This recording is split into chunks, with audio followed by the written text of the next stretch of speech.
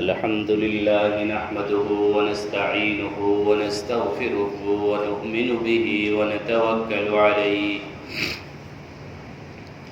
ونعوذ بالله من شرور أنفسنا ومن سيئات أعمالنا من يهده الله فلا مضل له ومن يضلله فلا هادي له وأشهد أن لا إله إلا الله وحده لا شريك له وأشهد أن سيدنا ونبينا وشفيعنا وحبيبنا ومولانا محمدا عبده ورسوله أرسله إلى كافة الناس بشيرا ونذيرا وداعيا إلى الله بإذنه وسراجا منيرا أما بعد فأعوذ بالله من الشيطان الرجيم بسم الله الرحمن الرحيم والمقيمين الصلاة والمؤتون الزكاة والمؤمنون بالله واليوم الآخر أولئك سنؤتيهم أجرا عظيما وقال تعالى خذ من أموالهم صدقة تطهرهم وتزكيهم بها وصل عليهم إن صلاتك سكن لهم والله سميع عليم صدق الله مولانا العظيم وصدق رسوله النبي الكريم ونحن على ذلك لمن الشاهدين والشاكرين والحمد لله رب العالمين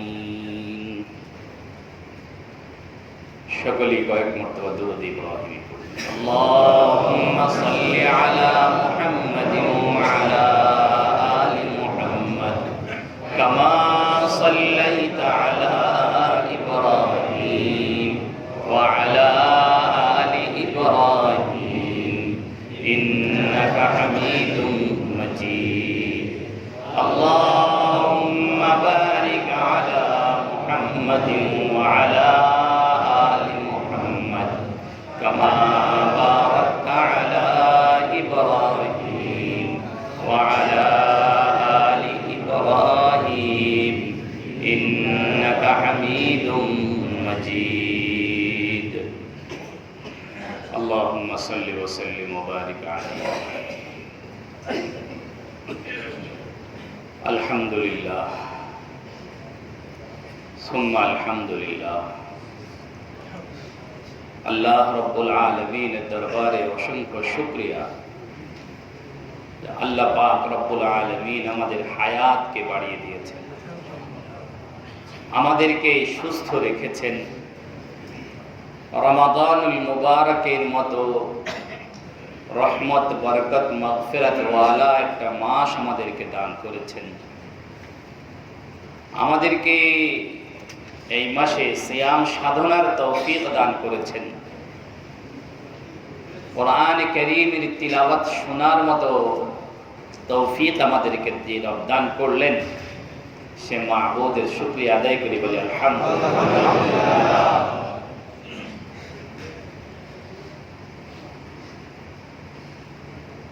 একজন পরিশীলিত মানুষ হওয়ার জন্য রমাদানুল মুবারক একদম পারফেক্ট একটা সময়। একজন পরিশীলিত মানুষ যদি আপনি হতে চান, একজন ভালো মানুষ যদি আপনি হতে চান, আল্লাহ পাকের পছন্দনীয় একজন বান্দা যদি আপনি হতে চান, রমজানের চেয়ে বেহতর, রমজানের চেয়ে শ্রেষ্ঠ আর মাহিনা নাই, মাস নাই।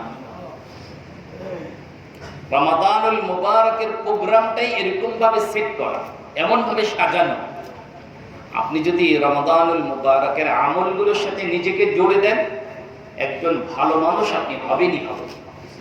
বলেন না সুবহানাল্লাহ।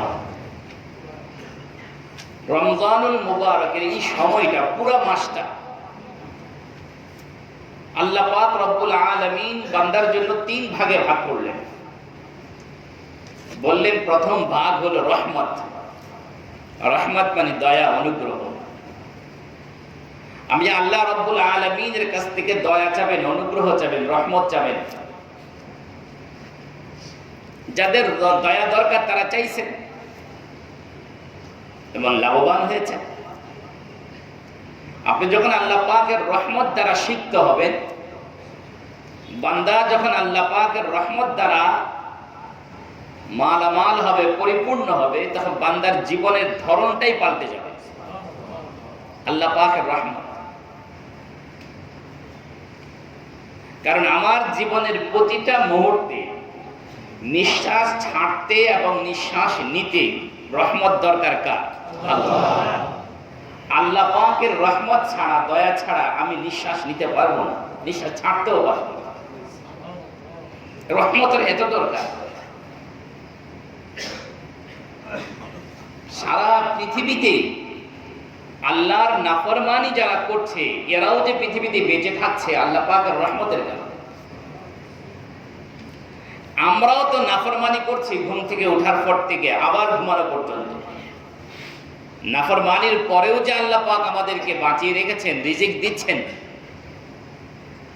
এখনো বাতাস বন্ধ করে দেননি, এটা আল্লাহ পাকের রহমত।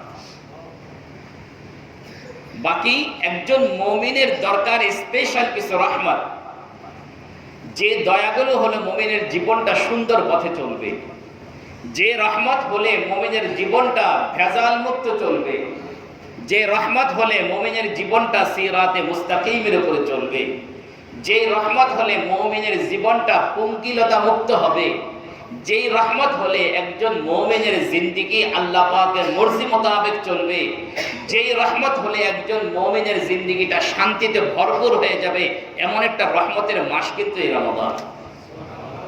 আল্লাহ বলেন, আল্লাহর নবী বলেন আউয়ালুহু রাহমা। মুমিন যখন আল্লাহ পাকের কাছ থেকে রহমত পেয়ে গেল, দয়া পেয়ে গেল, মুমিনের এখন দুনিয়ার জীবনটা সুন্দর হলো। মুমিনের দুনিয়ার জীবনটা কি সুন্দর? কারণ আমার এই দুনিয়ার জীবনটা সুন্দর হওয়ার জন্য দরকার রহমত। দুনিয়ার জীবনটা আমার স্বাচ্ছন্দ্যে চলার জন্য আল্লাহ পাকের রহমতের দরকার। দুনিয়ার জীবনটা আমার নির্ঝঞ্ঝাট চলার জন্য আল্লাহ পাকের রহমতের দরকার। ভাই, আমি বুঝাতে পারছি না আপনাকে যে আমার এই জিন্দেগি যেদিন থেকে আমি মায়ের জরায়ুতে এসেছি, এরপরে সেখানে পরিপূর্ণতা লাভ, তারপরে দুনিয়াতে যেদিন আমি পা রেখেছি, সেদিন থেকে দুনিয়ার থেকে বিদায় নেওয়ার আগ মুহূর্ত পর্যন্ত এবং বিদায় নেওয়ার মুহূর্ত আমি আল্লাহ পাকের রহমতের মুহতাজ, আল্লাহ পাকের রহমতের মুহতাজ। আমার এই দুনিয়ার জীবন আমি যেভাবে চাই এভাবে যদি কাটাতে চাই, আমি যেভাবে চাই সেভাবে চলুক, তাহলে আমার আল্লাহ পাকের রহমত দরকার। আমি যদি চাই আমার জিন্দেগিতে কোনো রকম পেরেশানি না আসুক, আল্লাহ পাকের রহমত দরকার। আমি যদি চাই আমার জিন্দেগিতে কোনো জটিলতা তৈরি না হোক, আল্লাহ পাকের রহমত দরকার। আমি যদি চাই আমার জিন্দেগিতে সুস্থতা থাকুক, আল্লাহ পাকের রহমত দরকার। আমি যদি চাই আমার জিন্দেগিতে অসুস্থতা না আসুক, তাও আল্লাহ পাকের রহমত দরকার। আমি যদি চাই আমার জিন্দেগিতে অভাব অনটন না আসুক, আল্লাহ পাকের রহমত দরকার। আমি যদি চাই আমার জিন্দেগিতে সচ্ছলতা চলে আসুক, আল্লাহ পাকের রহমত চাই। আল্লাহ পাকের রহমত ছাড়া সচ্ছলতা আসবে না, সুস্থতাও আসবে না, আপনার জিন্দেগিটাও শান্তিপূর্ণ হবে না। আল্লাহ বলেন, ও বান্দা, যার রহমতের প্রয়োজন, আমি রমাদানুল মুবারকের প্রথম 10 দিন রহমতের দিন হিসেবে ঘোষণা করেছি। আমার কাছে রহমত চাও, তোমার জিন্দেগি ভরপুর হয়ে যাবে। রহমত আউয়ালুহু রাহমা। বান্দা যখন দুনিয়ার জীবনটা স্বাচ্ছন্দ্যপূর্ণ হয়ে গেল, বান্দার সামনে পরবর্তী জীবন হলো বরজাখের জীবন, হাসরের জীবন, কবরের জীবন। কবরের জীবনে আমার সবচেয়ে বড় দরকার আল্লাহ পাকের মাগফিরাত, ক্ষমা। কবরের জগতে আমার দরকার আল্লাহ পাকের ক্ষমা। যদি কবরের জগতে মাগফিরাত আমি পেয়ে যাই, যেদিন আমাকে কবরে রেখে আসলো হিসাব নিকাশ পর্যন্ত, এই সময়ের মধ্যে আমি শাস্তি থেকে বেঁচে গেলাম। মাগফিরাত, ক্ষমা। আল্লাহ বলেন যদি তোমার এই সামনের জিন্দেগিটা তুমি যদি ক্ষমা পেতে চাও, রমজানুল মুবারকের দ্বিতীয় দশকে আমার কাছে ক্ষমা চাও, আমি মাগফিরাত দেব তোমাকে। ওয়া আওসাতুহু মাগফিরাত। হাসরের পরে আমার দরকার হলো জাহান্নাম থেকে মুক্তি, জান্নাত পাওয়া, জান্নাত প্রাপ্তি। হাসরের পরে বিচারের দিবসে আমার দরকার জাহান্নাম থেকে মুক্তি এবং কি জান্নাত প্রাপ্তি। আল্লাহর নবী সাল্লাল্লাহু আলাইহি ওয়াসাল্লাম বলেন রমজানের শেষ দশক হলো জাহান্নাম থেকে মুক্তির দশক। বলেন না সুবহানাল্লাহ। এবার দেখেন আমার জিন্দেগির তিনটা ধাপ, দুনিয়ার জিন্দেগি, বরজাখের জিন্দেগি, এরপরে হাসরের জিন্দেগি। দুনিয়ার জিন্দেগি আমার চলতে হলে রহমত দরকার, কবরের জিন্দেগি চলতে হলে মাগফিরাত দরকার, জান্নাত যেতে হলে জাহান্নাম থেকে মুক্তি দরকার। বলে এই যদি তোমার এই তিনটা জিন্দেগি তুমি যদি সুন্দর করতে চাও, তাহলে এই রমজানুল মুবারক হলো তোমার জন্য সুবর্ণ সুযোগ। এবার ভাই, আমরা যারা রমজানুল মুবারক কি জিনিস বুঝি নাই, তারা একটুখানি বোঝার চেষ্টা করে, আমি বোঝানোর চেষ্টা করছি। অবহেলায় যাতে আমরা রমজানটাকে পার না করে দেই, অবহেলায় যেন আমি আমার রমজানের দিনগুলো যেন পার না হয়, গুনায় যেন আমার জিন্দেগির, আমার রমজানুল মুবারকের রাতগুলো যেন পার না হয়। ভাই সাবধান হয়ে যায়। আল্লাহ আমাকে আপনাদের সকলকে হেফাজত করে, সকলে বলে আমিন। রমজানুল মুবারক আপনাকে পরিশীলিত মানুষ করতে চায়। আপনি আল্লাহ পাকের রহমতের মুহতাজ হবেন, আল্লাহ পাকের খাস রহমত আপনার উপরে আসবে। আপনি আল্লাহ পাকের রহমত পাওয়ার উপযুক্ত হওয়ার জন্য কিছু প্রোগ্রাম দরকার, আপনার মধ্যে কিছু যোগ্যতা দরকার, আমার মধ্যে কিছু যোগ্যতা দরকার। আল্লাহ যে আমাকে রহমতটা দিবেন, কোন ভিত্তিতে দিবেন? আল্লাহু আকবার। আল্লাহ পাক রব্বুল আলামিন আমাকে সমস্ত রকম পঙ্কিলতা থেকে মুক্ত করার জন্য সিয়াম সাধনা দিলেন, রোজা রাখতে বললেন। আমি রোজা রাখবো তো পঙ্কিলতা থেকে মুক্ত হব, পবিত্র হব। বলেন না সুবহানাল্লাহ। রোজা রাখছেন, আপনি পবিত্র হচ্ছেন, গুনাহ থেকে পবিত্র হচ্ছেন। রোজা রাখছেন, আপনার ভিতরে যে অসুস্থতাগুলো রয়েছে, আত্মিক অসুস্থতা, এগুলো দূর হচ্ছে রোজার মাধ্যমে। এবং রোজা রাখতেছেন, আপনার কাছে জাহান্নামের আগুন থেকে বাঁচার মতো একটা শক্তি তৈরি হচ্ছে। আস-সাওমু জুন্নাতুন, রোজা হলো আপনার জন্য ঢাল। রোজা রাখছেন তা আপনি সামনের জিন্দেগিগুলো, সামনের সময়গুলো পাপ পঙ্কিলতা থেকে, শয়তানের আক্রমণ থেকে বাঁচার মতো একটা শক্তি অর্জন করছেন। আল্লাহ আমাদেরকে সেভাবে রোজা রাখার তৌফিক দান করেন, সকলে বলি আমিন। একজন পরিশীলিত মানুষ হওয়ার জন্য রমজান, আল্লাহ আমাদেরকে একজন পরিশীলিত মানুষ হওয়ার তৌফিক দান করেন, সকলে বলি আমিন। দেখেন রমজানুল মুবারকের এই যে দিনগুলো, এই যে রাতগুলো, আল্লাহ বললেন তুমি দিনে রোজা রাখো, রাতে নামাজ পড়ো, কোরআন শরীফের তেলাওয়াত শোনো। হাদিস শরীফের মধ্যে নবীজি সাল্লাল্লাহু আলাইহি ওয়াসাল্লাম বলেন এই রোজা আমার পক্ষে সুপারিশ করবে, রোজাদারের পক্ষে সুপারিশ করবে। বলেন না সুবহানাল্লাহ। রোজা আপনার পক্ষে সুপারিশ করবে, আল্লাহর কাছে বলবে আল্লাহ এই লোকটার ঘরে উপাদেয় খাবার ছিল, আমার কারণে সে খাইতে পারে নাই, আজকে তার পক্ষে আমার সুপারিশ গ্রহণ করো। কোরআনে কারীম আপনার পক্ষে সুপারিশ করবে, বলবে কোরআনে কারীম বলবে রাতে তো সবাই ঘুমিয়ে গিয়েছে, সেই ঘুমায়নি, দাঁড়িয়ে দাঁড়িয়ে আমার তেলাওয়াত শুনেছে, আল্লাহ আমার তার পক্ষে আমার সুপারিশ গ্রহণ করো। রমজানুল মুবারক, আপনি তেলাওয়াত শুনছেন, রমজানুল মুবারক। এই যে আমি সারাদিন রোজা রাখছি, কথাটা এইভাবে বললে সুন্দর হবে। কিয়ামতের ময়দানে আল্লাহ পাক রব্বুল আলামিন মেহমানদারের আয়োজন করবেন, মেহমানদারের আয়োজন করবেন। ফেরেশতারা মেহমানদারের ওই প্যান্ডেলের গেটে দাঁড়িয়ে থাকবে। যার কাছে আইডি কার্ড আছে, দাওয়াতি পত্র আছে, তাকে ভিতরে ঢুকতে দিবে, যার কাছে দাওয়াতি পত্র নাই তাকে ভিতরে ঢুকতে দিবে না। কি বলেন? দাওয়াতি পত্র বাংলাদেশ থেকে একটা রেডি করে নিয়ে গেলে ফেরেশতাদের থেকে দেখানো যাবে, কাজে আসবে। দুনিয়ার কোনো ন্যাশনাল আইডি কার্ড কাজে আসবে, একদম আন্তর্জাতিক মানের যদি পাসপোর্টও থাকে কাজে আসবে, আসবে। ফেরেশতাদের কাছে সেখানে আইডি কার্ড কোথায় পাবো, দাওয়াতি পত্র কোথায় পাবো? ফেরেশতারা ওই আরশের গেটে দাঁড়িয়ে থাকা ফেরেশতারা আপনার নাক আর মুখ শুনবে। বলেন না সুবহানাল্লাহ। আপনার নাক আর মুখের মধ্যে নাক লাগায় ঘ্রাণ নিবে, যার মুখ থেকে মিশকে আম্বরের ঘ্রাণ আসবে তাকেই ভিতরে ঢুকতে দিবে, যার মুখ থেকে মিশকে আম্বরের ঘ্রাণ আসবে না তাকে ঢুকতে দিবে না।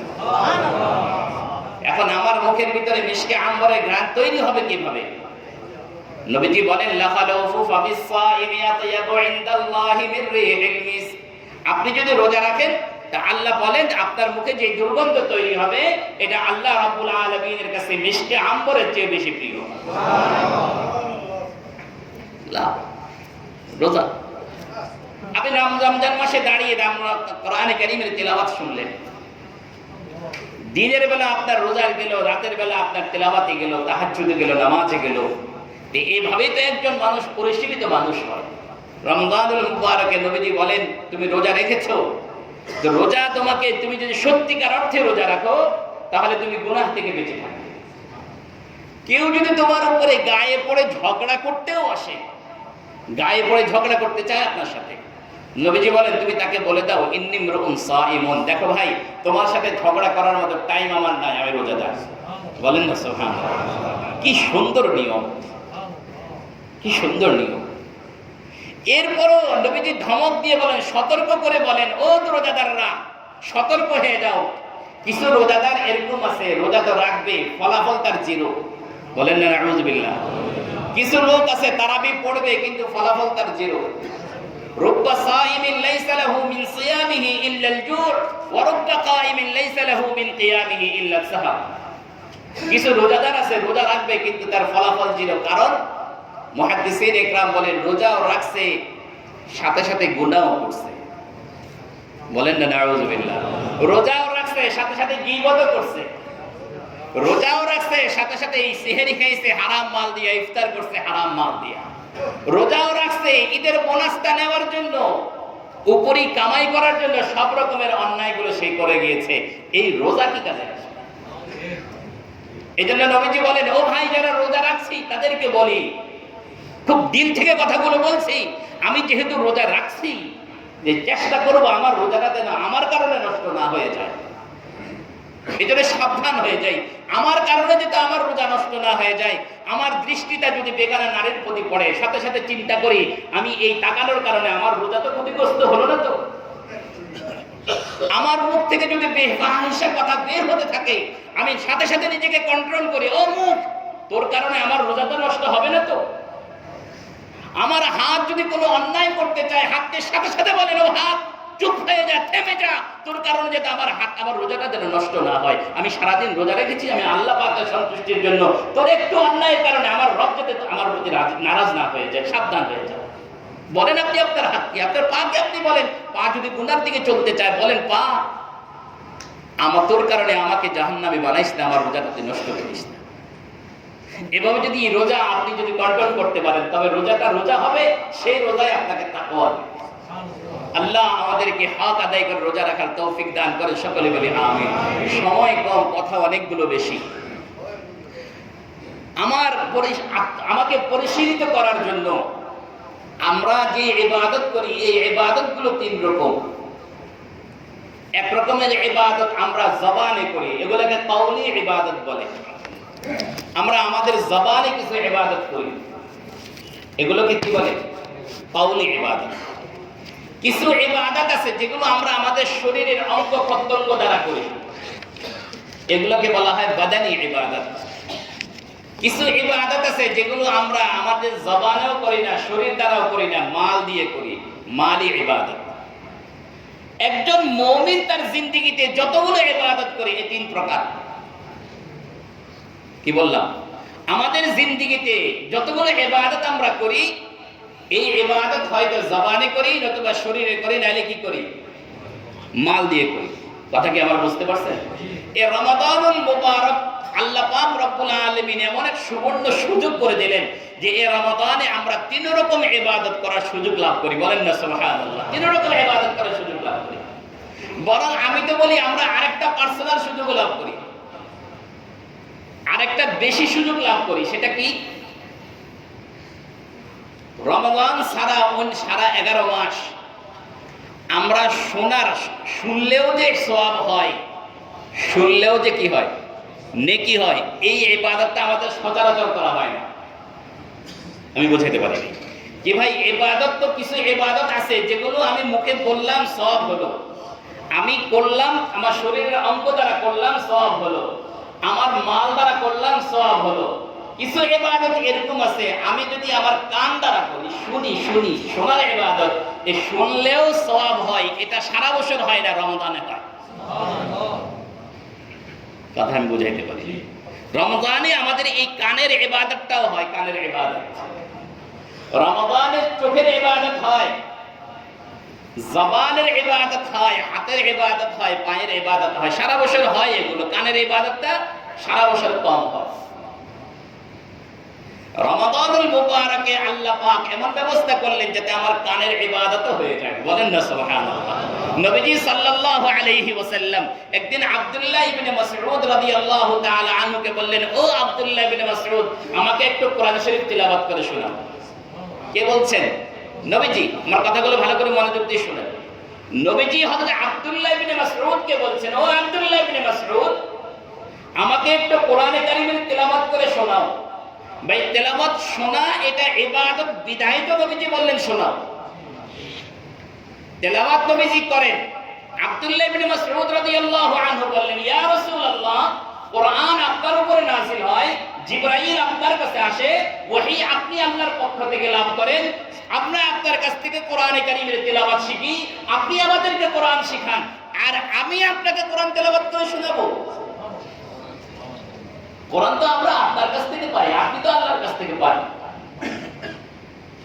নবীজি বললেন, ও আব্দুল্লাহ ইবনে মাসউদ, আমি যখন আমার জবানে তেলাওয়াত করি আমার দিলের ভিতরে আমি মজা অনুভব করি, আমি যখন কোরআন তেলাওয়াত করি আমার হৃদয়ের ভিতরে মজা অনুভব করি, আমি যখন তেলাওয়াত করি আমার শরীরের অঙ্গ প্রত্যঙ্গে আমি মজা অনুভব করি, কিন্তু আমি চাই আমার কোন সাহাবী আমাকে কোরআনে কারীমের তেলাওয়াত করে শোনা, আমার দুই কান সেটার মজা অনুভব করবে।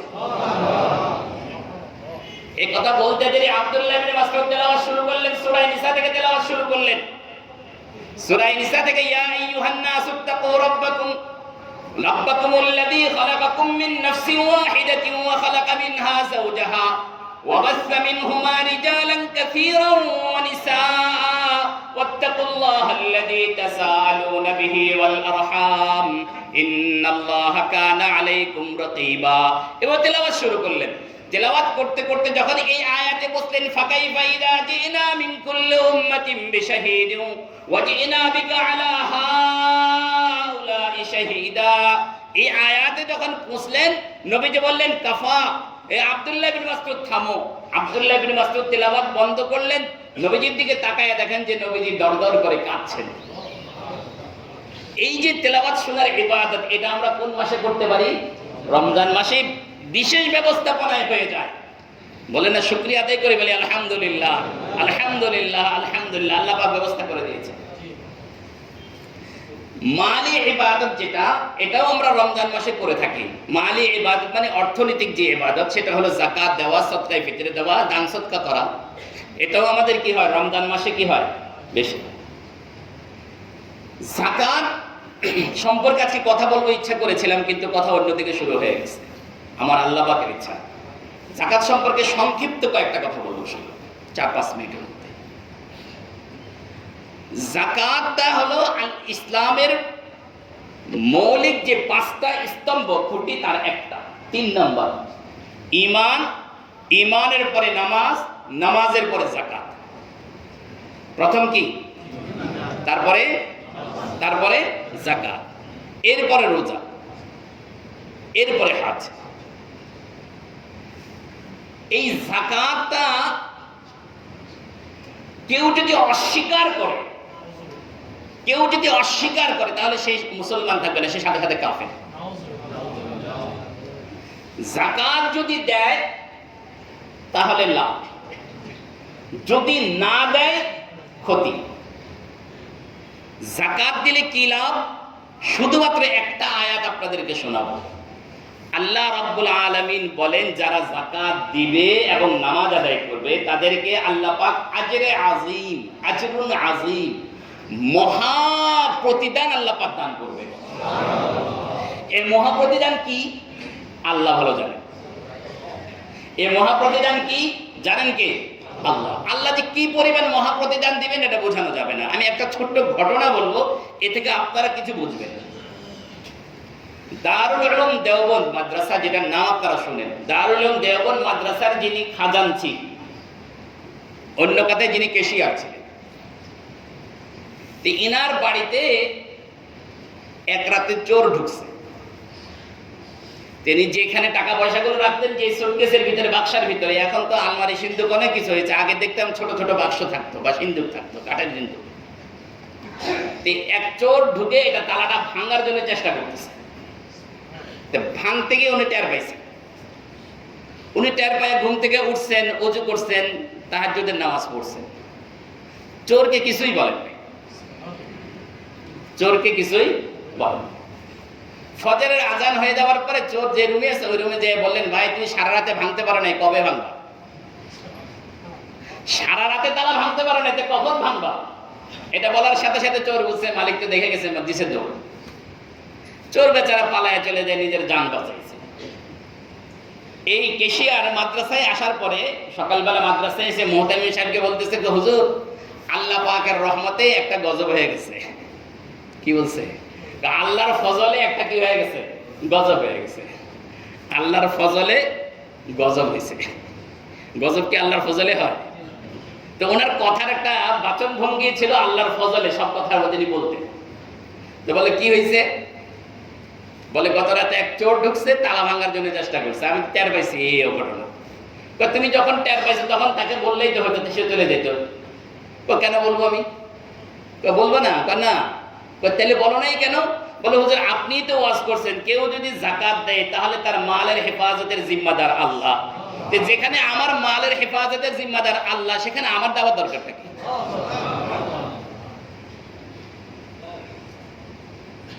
আল্লাহ হেফাজত করছে না করে নাই? আল্লাহ বলেন আমি আজরে আজিম দান করবো যারা যাকাত দিবে। আরেক আয়াতে আল্লাহ পাক বলছেন, যাকাত যদি, ও নবী আপনি উম্মতের কাছ থেকে যাকাত নেন, তো যাকাত নিলে কি হবে? খুয মিন আমওয়ালিহিম সাদাকা তুতাহহিরুহুম, তাদেরকে আপনি পবিত্র করবেন। বলেন না সুবহানাল্লাহ। তাহলে যাকাত যদি আপনি দেন, আপনি পবিত্র হবেন, আপনার মাল পবিত্র হবে।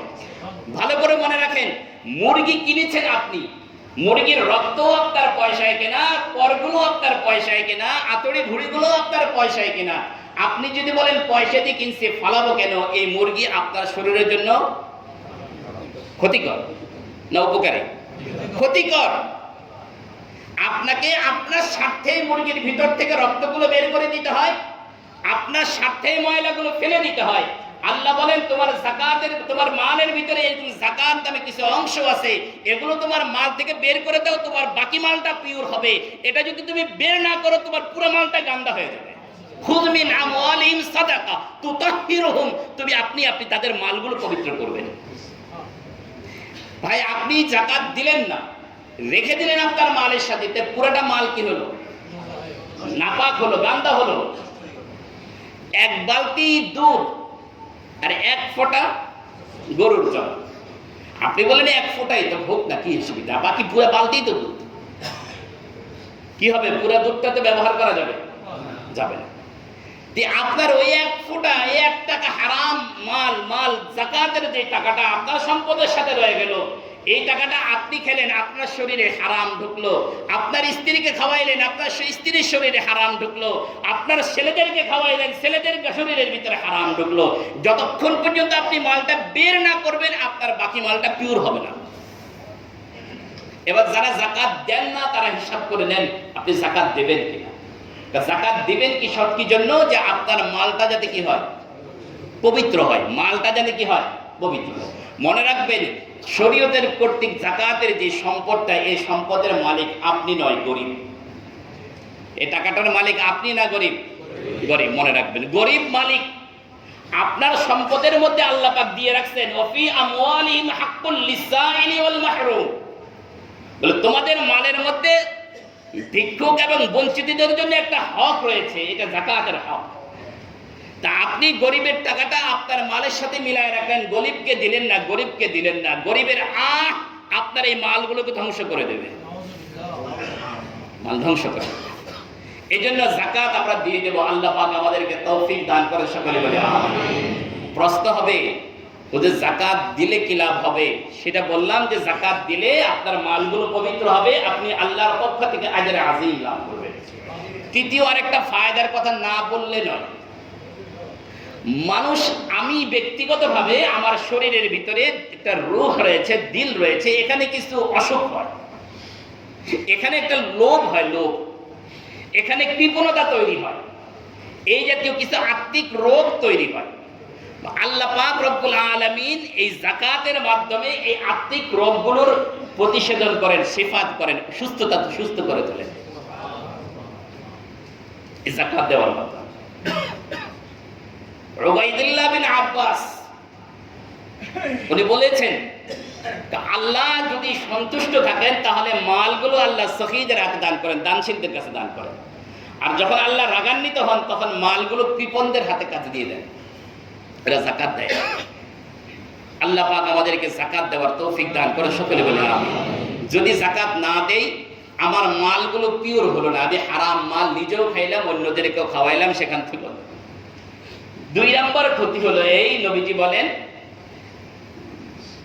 কবরে যাওয়ার পরে আপনার এই সম্পদগুলোকে আল্লাহ পাক সাপের আকৃতি দান করবে। বলেন না নাউযুবিল্লাহ। কিসের আকৃতি? সাপের আকৃতি, যার 2টা মাথা হবে। সুজাআন আকরা আলাহু যাবিবাতা, 2 মাথাওয়ালা সাপ, এটা আপনার গলায় পেঁচিয়ে দেওয়া হবে এবং সেই সাপ আপনাকে দংশন করতে থাকবে কিয়ামত পর্যন্ত, আর বলবে আনা কানসুকা আনা মালুকা, আমি তোমার সম্পদ, আমি তোমার সম্পদ, আমি তোমার মাল, হাত ভোগ করো। কি বলেন? সাপের এই দংশন সহ্য করার মতো যাদের ক্ষমতা আছে তারা যাকাতের ফাঁকি দিতে পারে। এটা হলো কবরের শাস্তি। নবীজি বলেছেন, কোরআনে কারীম আরেকটু আগেই বলেছে, আপনি যখন জাহান্নামে যাবেন আপনার এই মালগুলোকে আল্লাহ পাক রব্বুল আলামিন জাহান্নামের আগুনে হিট দিবেন, জাহান্নামের আগুনে মালগুলোকে হিট দিবেন, গরম করবেন। দুনিয়ার আগুনের চেয়ে 70 গুণ তেজ যে আগুন, ওই আগুনকে হিট দিবেন, হিট দিয়ে ফাতুকুয়া বিহা জিবাহুহুম ওয়া জুনুবুহুম ওয়া যুহুরুহুম হাযা মা কানাসতুম লিআনফুসিকুম ফাযুকু মা কুনতুম তাকনিসুন। বলবেন, এই হিট দিয়ে গরম করবেন, গরম করে কপালে সেক দিবেন, দিয়ে বলবে এনে, এই হলো তো স্বর্ণ, এই হলো তো লকারের মাল। এরপরে পিঠে সেক দিবে আর ফেরেশতা বাড়ি মারবে আর বলবে এটা তোর মাল, সেক দিবে আর গর্জনের সাথে কথাগুলো বলবে। আল্লাহ আমাদেরকে হেফাজত করেন, সকলে বলে আমিন। আল্লাহ আমাদেরকে হেফাজত করেন, সকলে বলে আমিন। যাকাতের মাসআলায় অনেকে পেছে পড়ে। এখানে আমি যদি আমভাবে মাসআলাগুলো বলি, অনেকে বুঝবেন, অনেকে বুঝবেন না। আমি মৌলিক কয়েকটা কথা বলবো, বাকি ইন্ডিভিজুয়ালি যদি কারো মাসআলা জানার দরকার হয়, আমার কাছে এখানে কপি করা আছে, আপনি নিতে পারেন, অথবা আমাকে জিজ্ঞাসা করতে পারেন, অথবা বিজ্ঞ উলামায়ে কেরামের কাছ থেকে জিজ্ঞাসা করে নিতে পারেন আপনার যাকাত আসছে কিনা। বাকি মৌলিকভাবে যে কথাগুলো বলছি সেটা হলো এই বছর উলামায়ে কেরামের সিদ্ধান্ত হলো, কারো কাছে যদি 40,000 টাকা নিজের খরচের অতিরিক্ত জমা হয় তাহলে তার উপরে যাকাত ফরজ। কত বললাম? 40 বা 42। কোনো বিভিন্ন জায়গায় রূপার দাম ভেরি করে, এই জন্য মিডল পয়েন্টে হলো কত? 40। আপনার দৈনন্দিন খরচের নিত্য প্রয়োজনীয় খরচের চেয়ে অতিরিক্ত যদি আপনার কাছে 40,000 টাকা ব্যালেন্স থাকে তাহলে আপনার উপরে কি হবে? ভালো করে রাখবেন, যাকাত ফরজ হবে। আপনি সাহেবে নিসাব হলেন। এই ব্যালেন্সটা যদি 1 বছর আপনার কাছে স্টে করে, এই ব্যালেন্সটা কত বছর? এই 1 বছর সৌর বৎসর নয়, এই 1 বছর হলো চান্দ্র বৎসর, চাঁদের হিসাবে 1 বছর। 1 বছর যদি আপনি এই ব্যালেন্সের মালিক থাকেন তাহলে পরবর্তী বছর 1 বছর অতিবাহিত হওয়ার পরে আপনি যাকাত দিতে হবে। 2টা মাসআলা, একটা হলো আপনি যাকাত দেওয়ার উপযুক্ত হলেন, 2 নাম্বার হলো আপনার উপরে যাকাত দেওয়াটা কি হলো? ফরজ হলো। কয়টা মাসআলা হলো? যদি আপনার ব্যালেন্স 40,000 টাকা থাকে তাহলে আপনি যাকাত দেওয়ার কি হলেন? উপযুক্ত হলেন। বলা বুঝেন? যদি 40,000 টাকা আপনার ব্যালেন্স থাকে তাহলে আপনি কি হলেন? যাকাত দেওয়ার উপযুক্ত হলেন। এই 40,000 টাকার ব্যালেন্স যদি আপনার কাছে 1 বছর স্টে করে, পরবর্তী বছর 1 বছর অতিবাহিত হওয়ার পরে পরবর্তী বছর আপনাকে কি করতে হবে? যাকাত আদায় করতে হবে। মাসালাটা ক্লিয়ার? এবার একটা কথা, এরপরে এখানে আরো কয়েকটা কথা বলছেন। উদাহরণ হিসেবে বলছি, আজকে 11ই রমজান, আজকে 11ই রমজান 1441 হিজরি। আজকের এই দিনে আপনি আপনার সমস্ত সম্পত্তি হিসাব করে দেখলেন আপনার ব্যালেন্স 40,000 টাকা বেশি আছে। তাহলে আপনি আজকের 11 রমজান সাহেবে নিসাব হিসাবে, জাকাত দাতা হিসাবে উপযুক্ত বিবেচিত হলেন, সিলেক্ট হলেন যে আপনি জাকাত দিতে পারবেন। ঠিক আগামী বছর রমজানের 11ই রমজান আপনি হিসাব করবেন আপনার ব্যালেন্স কত। 10ই রমজান আপনি কি করবেন? হিসাব করবেন আপনার ব্যালেন্স কত। যদি দেখেন যে আপনার ব্যালেন্সও আগামী বছর নিসাব পরিমাণ মালের চেয়ে বেশি আছে বা সমান আছে বা বেশি আছে, তখন আপনার মালিকানা যতগুলো সম্পদ আছে, অতিরিক্ত সম্পদ, সেগুলোর আপনি কি করবেন? জাকাত দিবেন। উদাহরণ হিসাবে বলছি, এই বছর আপনি 40,000 টাকার মালিক হওয়ার কারণে জাকাত আদায় ফরজ হলো। আগামী বছর আপনি গিয়ে হিসাব করে দেখলেন যে আপনার ব্যালেন্স আছে 1 লাখ টাকা, আপনি 1 লাখ টাকার জাকাত দিবেন। কথা কি বুঝে আসছে? এই 40,000 টাকা বছরের মাঝখানে, পুরাটা বছরের মাঝখানে আপনার কখনো 40,000 ছিল, কখনো 60,000 হয়েছে, কখনো 1 লাখ হয়েছে, এটা ধর্তব্য নয়। কথা কি আমার কথা বুঝতে পারছেন? হ্যাঁ, কেউ যদি এরকম হয় যে আপনার বছরের শুরুতে তো 40, এই বছর তো 40,000 টাকা দিয়ে আপনি জাকাতের উপযুক্ত বিবেচিত হলেন, কিন্তু দেখা গেছে কোরবানির পরে গিয়ে বা তারও কয়েক মাস পরে গিয়ে হঠাৎ কোনো দুর্বিপাকে পড়ে আপনি একদম নিঃস্ব হয়ে গেলেন, আপনার কাছে কোনো টাকা পয়সা নেই, নিসাবের মালিকও না, আপনি এখন বিত্তহস্ত হয়ে গেলেন। এরপরে 2-3 মাসের চেষ্টা সাধনার পরে আবার আপনার কাছে টাকা আসলো, যেদিন আসলো সেদিন থেকে আপনার আবার হিসাব শুরু হবে। কথা কি বুঝতে পারছেন? জাকাত আপনি কাতে কত পার্সেন্ট দিবেন? 2.5%। কি কি সম্পদের জাকাত দিবেন? মৌলিকভাবে 4 ধরনের সম্পদের জাকাত দেওয়া লাগে। স্বর্ণের জাকাত দেওয়া লাগে, রূপার জাকাত দেওয়া লাগে, নগদ টাকা ব্যবসা বাণিজ্যের জাকাত দেওয়া লাগে, গবাদি পশুর জাকাত দেওয়া লাগে, জমিনে উৎপন্ন ফসলের জাকাত দেওয়া লাগে, যেটাকে রসুল বলি। এ মোট 5 প্রকার। স্বর্ণ রূপা কেউ 2টা বলেছেন, কেউ 1টা বলেছেন। নগদ ব্যবসার মাল, গবাদি পশু এবং কি ফসল। এর মধ্যে আমি বলি, আপনাদের সহজের জন্য বলি, যে আপনার কাছে সম্পদ থাকতে পারে কয়েকভাবে। 40,000 টাকা থাকতে পারে স্বর্ণের আকারে, 40,000 টাকা থাকতে পারে রূপার আকারে, 40,000 টাকা থাকতে পারে ব্যাংক ব্যালেন্স, 40,000 টাকা থাকতে পারে ব্যবসার মাল হিসাবে, 40,000 টাকা থাকতে পারে সবগুলো মিলিয়ে। যে কোনো ভাবে যদি আপনি, আপনার ব্যালেন্স যদি 40,000 হয়, তাহলে আপনার উপরে কি হবে? জাকাত ফরজ। দিবেন কাকে? দিবেন হলো কোরআনে কারিমে মোট 8টা খাতের কথা উল্লেখ রয়েছে। এর মধ্যে আমাদের দেশে রয়েছে প্রায় 3টার মতো, 3টা বা 4টা। 1 নম্বর হলো ফকির। ফকির বলা হয় যার কাছে কিছু আছে, বেশি না, তাকে বলে কি? ফকির। 2 নম্বর হলো মিসকিন, যার কিছুই নেই। ফকির এবং কি করা? মিসকিনকে দেওয়া। আরেকটা পয়েন্ট আছে ফি সাবিলিল্লাহ। ফি সাবিলিল্লাহ মানে আল্লাহর রাস্তায়। এখানে মুফাসসিরিন ইকরাম ব্যাখ্যা করেছেন হলো মুজাহিদকে দেওয়া। বাকি উলামা ইকরাম এখানে ফি সাবিলিল্লাহ বলে মাদ্রাসার গোরাবা ফান্ডকেও বুঝিয়েছেন।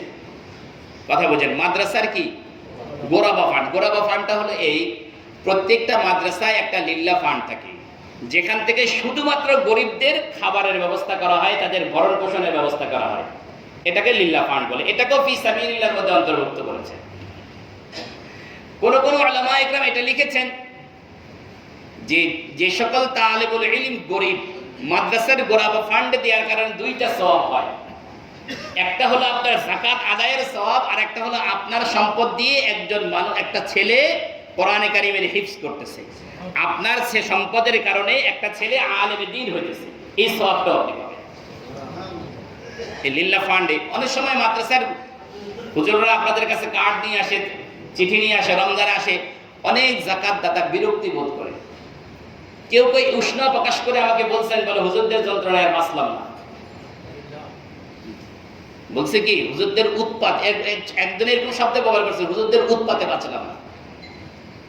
ও ভাই, আমি ছোট্ট করে বিনয়ের সাথে আপনাকে বলি, ওই হুজুর আপনার কাছে উৎপাত নয়, আপনার প্রতি রহমত। আপনার প্রতি কি রহমত। কারণ যাকাত হুজুর নিতে হবে এরকম কোনো দায়িত্ব হুজুরের নাই, আপনাকে দিতে হবে এই দায়িত্ব আপনার আছে।